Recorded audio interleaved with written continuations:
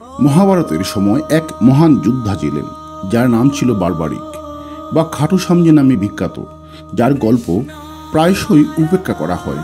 কিন্তু তার ভগবান শ্রীকৃষ্ণের প্রতি আনুগত্য ত্যাগ এক মহান গুরুত্ব বহন করে। বার্বারিক ছিলেন ভীমের পুত্র ঘটোৎকচের ছেলে। তার মা ছিলেন মুরবী। তিনি অসাধারণ ক্ষমতা নিয়ে জন্মগ্রহণ করেছিলেন এবং 3টি ঐশ্বরিক তীর দ্বারা আশীর্বাদ প্রাপ্ত ছিলেন, যা তাকে যুদ্ধে প্রায় অজেয় করে তুলেছিল। পাণ্ডব ও কৌরবদের মধ্যে সংগঠিত মহাভারত যুদ্ধে বার্বারিক অংশ নিতে আগ্রহী ছিলেন। ভগবান শ্রীকৃষ্ণ আগে থেকেই বুঝতে পারছিলেন যে বার্বারিকের অংশগ্রহণে যুদ্ধ খুব দ্রুত শেষ হয়ে যাবে এবং এর গুরুত্ব থাকবে না, কারণ বার্বারিকের কাছে যে তীর ছিল তা দিয়ে এক মুহূর্তেই যুদ্ধ শেষ করতে পারতেন। বার্বারিকের ভক্তি ও দক্ষতা পরীক্ষা করার জন্য কৃষ্ণ একটি পরিকল্পনা তৈরি করেন। বার্বারিক যখন যুদ্ধের জন্য একদম প্রস্তুত, তখন শ্রীকৃষ্ণ এক ব্রাহ্মণের ছদ্মবেশে তার কাছে গেলেন। শ্রীকৃষ্ণ তাকে জিজ্ঞেস করলেন যে এই যুদ্ধ সমাপ্ত করতে তার কয়টি তীর লাগবে। বার্বারিক আত্মবিশ্বাসের সহিত বলে যে মাত্র 3টি তীর। উত্তর শুনে শ্রীকৃষ্ণ খুশি হন, কিন্তু পরিণতির কথা ভেবে আরেকটি প্রশ্ন করেন। তিনি জিজ্ঞেস করলেন, তুমি কোন পক্ষে থাকবে? উত্তরে বার্বারিক বলে, দুর্বল পক্ষে থাকবে। শ্রীকৃষ্ণ তারপরে বলেন যে তোমার যোগ্যতা প্রমাণ করো এবং এই গাছে যত পাতা আছে সব পাতা এক তীরে ধ্বংস করে দাও।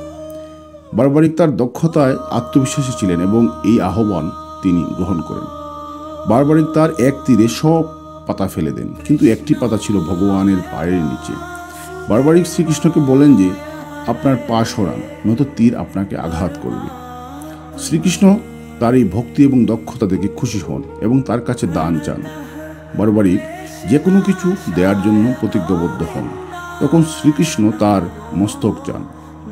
এই কথা শুনে বার্বারিক আশ্চর্য হয়ে যান এবং ব্রাহ্মণকে বলেন তার স্বরূপে ফেরার জন্য। শ্রীকৃষ্ণের স্বরূপ দেখে তিনি তার মস্তক দিতে সম্মত হন, কিন্তু তার পূর্বে বার্বারিক বলেন যে হে প্রভু, যেহেতু আমি যুদ্ধে অংশ নিচ্ছি না, তাই এই যুদ্ধ আমাকে দেখতে দিন। কৃষ্ণ তার ইচ্ছাকেও সম্মান করেন এবং বলেন যে ঠিক আছে। বার্বারিক তার নিজ মস্তক নিজেই কেটে শ্রীকৃষ্ণকে অর্পণ করেন।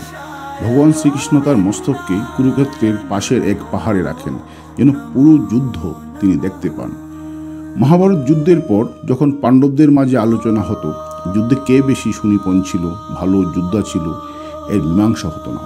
শ্রীকৃষ্ণ তখন সবাইকে বলেন যে বার্বারিক সবচেয়ে ভালো বিচার করতে পারবে যুদ্ধে কে বেশি নিপুণ ছিল। সবাই বার্বারিকের কাছে গেল। বার্বারিক বলেন যে যুদ্ধে সবচেয়ে বেশি ভূমিকা ছিল শ্রীকৃষ্ণের। যুদ্ধের পরিকল্পনা, উপস্থিতি, কৌশলী পাণ্ডবরা জয়ী হয়। বার্বারিক বলেন যে সারা কুরুক্ষেত্র তিনি কেবল সুদর্শন চক্রকেই দেখতে পেতেন। যারা ধর্মের পক্ষে ছিল না, সুদর্শন চক্র তাদেরকে হত্যা করেছেন। পাণ্ডবরা তখন বুঝেন যে তারা কেবল উপলক্ষ ছিলেন। ভগবান শ্রীকৃষ্ণই সব অধর্মীকে সাফ করে দিয়েছেন। শ্রীকৃষ্ণ তার ভক্তি এবং দক্ষতা ও আত্মত্যাগে অনেক খুশি হন এবং তার নাম রাখেন শ্যাম এবং আশীর্বাদ করেন যে কলিযুগে তিনি খাটু শ্যাম নামেই পূজিত হবেন।